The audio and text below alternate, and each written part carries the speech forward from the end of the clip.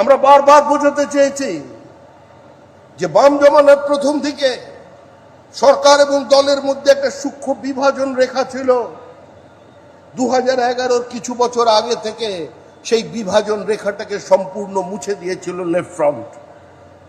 আর তারপরে যে সরকার দেখেছি, সেই সরকারে দেখলাম নেতা নেত্রী মন্ত্রী শান্ত্রী পুলিশ প্রশাসন মিলেমিশে একাকার হয়ে গেল।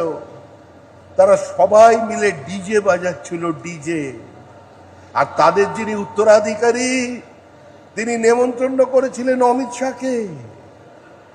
তিনি বললেন আসুন 12টার সময়, 4 তারিখ বেলা 12টায় রবীন্দ্রসঙ্গীতও চলবে, ডিজেও চলবে। রবীন্দ্রনাথ তো ওপর থেকে চমকে চমকে উঠছে। এখন অবস্থা কি? জনরোষে আক্রান্ত, পুলিশ নেই তাই নেতা নেই, কনভয় নেই তাই হুঙ্কার নেই।